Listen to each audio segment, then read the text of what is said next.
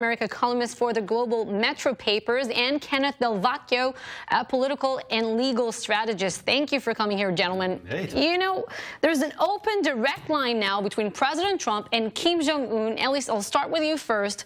What is wrong with that? Why are people criticizing the president for the results of the summit? Well, Did he over-celebrate it? First of all, I'm surprised they're not exchanging dinner mints as well. I mean, what a strange gathering. First of all, we give the North Koreans exactly what they want, which is to be put on an equal footing with the United States of America. The president there saluting their own military people, giving a huge propaganda benefit to this monstrous, most brutal regime in the world. And what do we get in exchange?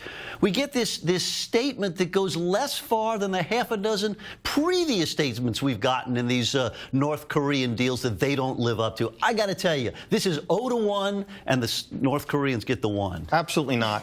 President Trump could convince Kim Jong-un to democratize North Korea, to give a pot of gold and a chicken salad sandwich to every resident, and to denuclearize the country and get rid of every gun in the entire nation, and still crazies will say that Donald Trump did something wrong. This was historic. It's the first time that an American president sat down with a dictator from North Korea and got them to not only speak to him, but to denuclearize with a promise. Hey, and that's a lot better than what we had in the Iran nuclear deal for about 5 reasons. Well, Ken, fair that it is historic, absolutely, that you had a U.S. president and a North Korean dictator sit down at the same table. The Economist ran a headline that says Kim Jong won.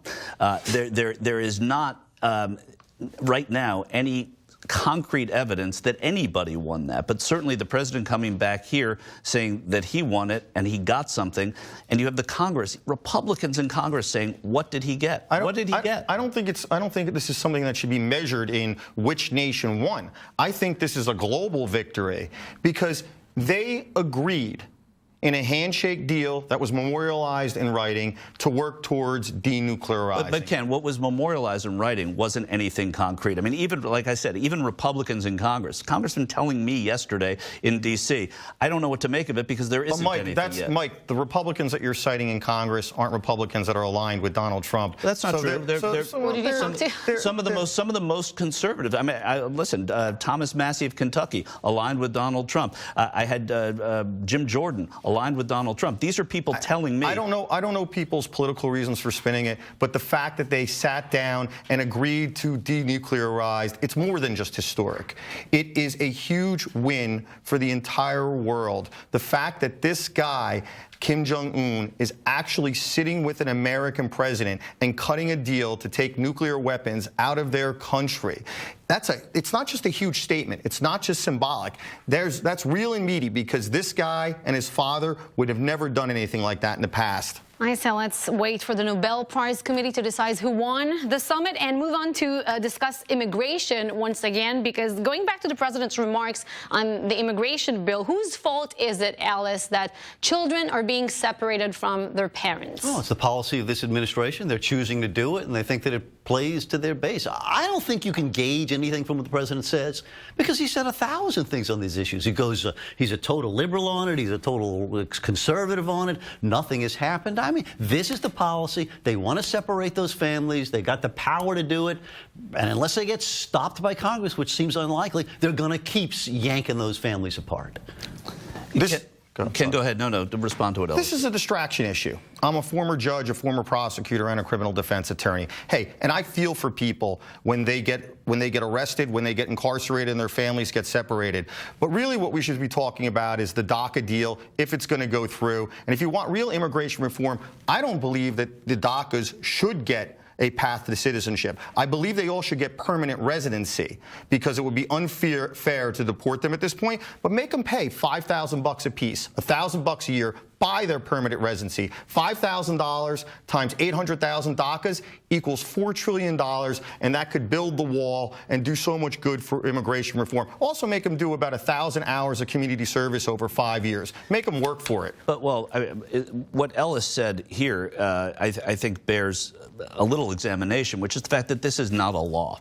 Republicans in Congress could join over 40 Democratic senators who have said that they would like to put in a provision that this this not happen. Why are Republicans pulling back on that? What's the question here about if somebody comes across the border illegally and they get detained? The question is, do they let the children stay with their parents in the same jail cell, in the same holding unit, or do they put children in a different environment? For the safety of the children, if you look at it from a criminal justice perspective, putting minors in the same holding cells, in the same incarceration areas as adults is kind of dangerous. The law has to change. That's something that most people agree upon right now. I want to ask you again about the IG report. The president today said that it totally exonerates him. Your thoughts? Oh, it doesn't. I mean, it simply doesn't say that. It says that there was no bias that was found in this investigation. We've all got complaints about Comey. I mean, pretty much everyone across the political spectrum has some bone to pick with Comey, right? And it continues to do that. But the central question of was there a legitimate investigation here? Was the FBI compromised, as the president keeps insisting, throwing those agents under the bus day after day? So no. Factual investigation by the Inspector General says did not happen. So, you know, the president, of course, declares victory no matter what happens.